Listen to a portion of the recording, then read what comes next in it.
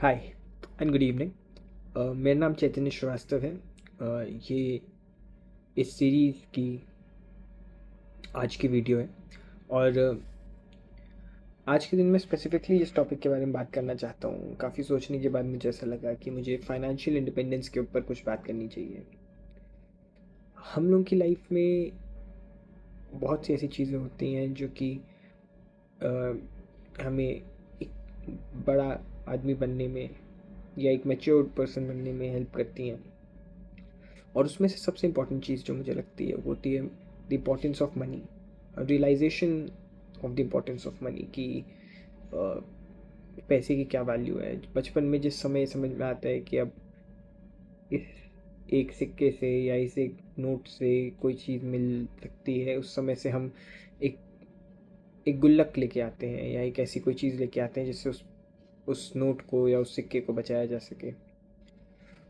थोड़े टाइम बाद जब समझ में आता है कि जो रिश्तेदार आते हैं वो कुछ पैसा दे के जाते हैं, तो उस पैसे को बचाने के लिए गुल्लक की जगह फिर हम पेरेंट्स को दे देते हैं और सही समय आने पर उस पैसे को उनसे मांग के कोई चीज़ उनसे ले लेते हैं।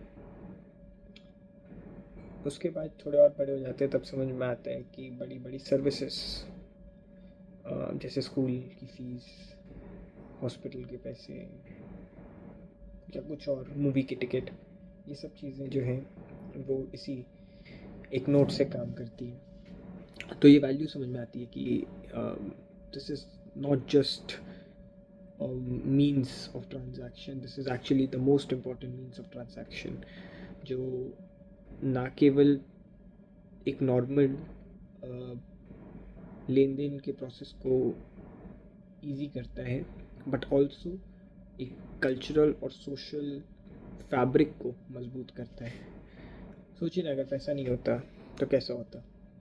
बहुत बहुत बेहतरीन सवाल हो सकता है ये किसी भी फ़िलोसोफ़र के लिए, बट अगर गहराई से सोचा जाए तो हाँ, अगर पैसा नहीं होता तो शायद कल्चरली हम बहुत अलग किस्म के लोग होते।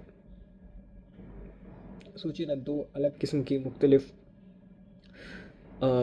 सोसाइटीज़ जो ग्लोब के दो अलग कोने में रहती हैं, जिनके पास कम्युनिकेशन के कोई भी रिसोर्स नहीं है और ऐसी कोई भी चीज़ नहीं है जो उन दोनों को एक साथ जोड़ती हो।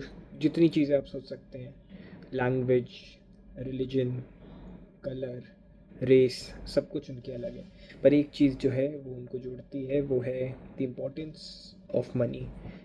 वहाँ पे ट्रांजैक्शनल वैल्यू पहले के ज़माने में जो होती थी वो जानते हैं हम कि इट वाज सम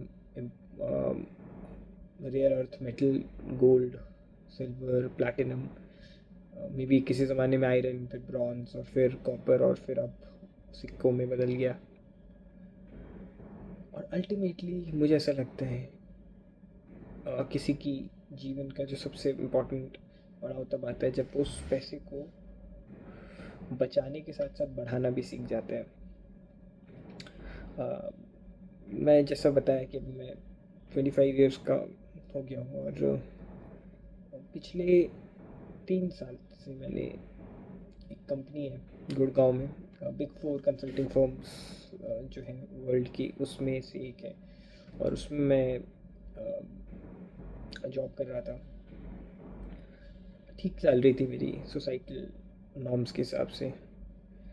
तो मुझे कभी इम्पोर्टेंस ऑफ मनी इसलिए ज़्यादा समझने की ज़रूरत नहीं पड़ी क्योंकि द लैक ऑफ मनी वाली प्रॉब्लम को मैंने झेला नहीं था, या शायद कभी उस पर ध्यान ही नहीं दिया। हाँ, एम्पैथी थी, सिंपैथी थी ऐसे लोगों के लिए जिनके पास वो नहीं था, दोस्त भी थे मेरे ऐसे, लेकिन इससे कोई फ़र्क नहीं पड़ा मुझे कभी कल्चरली। और मैंने सोचा भी था कि मैं ऐसी कोई लाइफ में नॉर्म नहीं बनाऊंगा या ऐसा कोई रिश्ता नहीं बनाऊंगा जो कि या तो only on the basis of money होगा, इधर फॉर इट या lack of it. But last 6 months जब मैंने अपनी, हाँ, मैंने रिज़ाइन कर दिया था उन लास्ट 6 मंथ्स में, और उन 6 मंथ्स में ओनली जो सेविंग्स थी मेरी वो थी। तो दो I was living with my parents, I was living in a very secured, financially secured environment, I was still facing some kind of a financial constraint over things that I wanted to. मैं ऐसी कुछ चीज़ों जो मुझे ज़रूरत थी या शौकिया पसंद थी, उन चीज़ों को सिर्फ इसलिए नहीं कर पाता था क्योंकि या शायद इसमें ज़्यादा पैसा लग जाएगा, शायद बहुत महंगी है ये। तो मुझे समझ में आया कि what exactly is the value of money and why money is actually the most important resource in the 21st century. इसलिए नहीं कि पैसे होने के बाद दुनिया में राज कर लूँ या सोसाइटी में बहुत बड़ी पोजीशन पे पहुंच जाओ या कोई और ऐसी कोई चीज़ हो जाए, ऐसा कुछ नहीं है। दरअसल इसलिए वो ज़रूरी है कि अगर आपके पास एक सर्टेन अमाउंट ऑफ मनी है और आप फाइनेंशियली इंडिपेंडेंट हैं, स्टेबल हैं, तो फिर आप बहुत से ऐसे काम कर सकते हैं जिसके लिए अगर पैसे ना हो तो आपको बहुत लोगों से परमिशन लेनी पड़ेगी या बहुत लोगों से के सामने जी हुजूरी करनी पड़ेगी, जो कि किसी भी डिग्निफाइड आदमी के लिए बहुत ही मुश्किल चीज़ है। मैं बात करूं कुछ ऐसी चीज़ों की जो आप सच्चे करना चाहते हैं। आप कहीं घूमने जाना चाहते हैं, आप कुछ खाना चाहते हैं, आप कुछ ख़रीदना चाहते हैं, लेकिन आपके पास पैसे नहीं है। तो हर सिचुएशन में तो आप टाल नहीं सकते हैं चीज़ों को। Ultimately you'll have to realize the fact that how important is being financially sound and independent. तो मेरे ख्याल से मेरी एडवाइस सभी उन लोगों को जो लोग ये वीडियो देख रहे हैं उनको होगी कि it is very important to be financially independent. और मैं अपने आगे आने वाले 5-10 साल बाद जब भी मैं वीडियो देखूँगा तो मैं उस वर्जन से पूछना चाहूँगा कि ये डिसीजन कितना अच्छा रहा, जो अगर मैंने थोड़ी बहुत भी फाइनेंशियल प्लानिंग की उसका क्या बेनिफिट और किस किस्म का बेनिफिट मिला। क्योंकि ये सिर्फ एक दिन की या 2 दिन की कमाई नहीं होती है कि आप एक महीने में it's actually very famous saying, बहुत ही फेमस कहावत है जो कॉरपोरेट वर्ल्ड में है कि it's not about how much you earn, it's more about how much you save. इस बात से फ़र्क नहीं पड़ता कि आपकी सैलरी कितनी है, फ़र्क इस बात से पड़ता है कि अल्टीमेटली महीना ख़त्म होने के बाद आप बैंक में कितना बचा सकते हैं।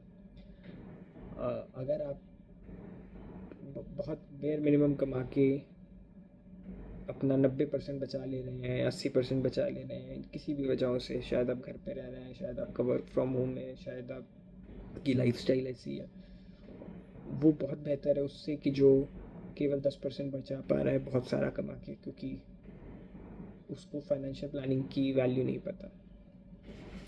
तो इसलिए मैं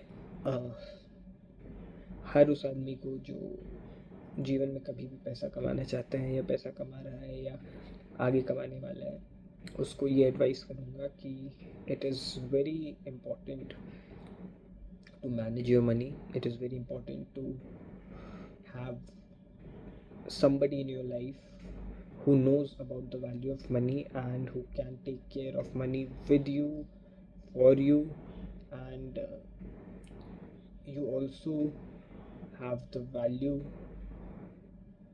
for these things for longer run. आपको इस चीज़ का पता रहे कि ये प्रोसेस कोई 1 दिन 2 दिन 10 दिन वाला प्रोसेस नहीं है, it will require may be a few months, a few years, months भी नहीं, शायद years ही। तो यही है, मुझे ऐसा लगता है कि the importance of money is very high, and it will actually increase as the time comes. तो हम लोग को जितना ज़्यादा हो उतना ज़्यादा पैसे को समझना चाहिए। बचाने की बात नहीं करूँगा मैं कि पैसा बचाना ही चाहिए कि कुछ करो ही मत, वैसा नहीं, बट पैसा बढ़ाने के बारे में बात करनी चाहिए। चाहे किसी भी तरीके से हो, चाहे आप सोर्स से बढ़ाओ, चाहे आप किसी और फंड्स के through, provident fund, mutual fund, FDs वगैरह, किसी भी चीज़ के थ्रू, बट एटलीस्ट वो पैसे को आपको समझदारी से इस्तेमाल करना और उसको समझदारी से ग्रो करना दोनों आना चाहिए। Then only you can be financially independent, financially sound person. Thank you, bye bye.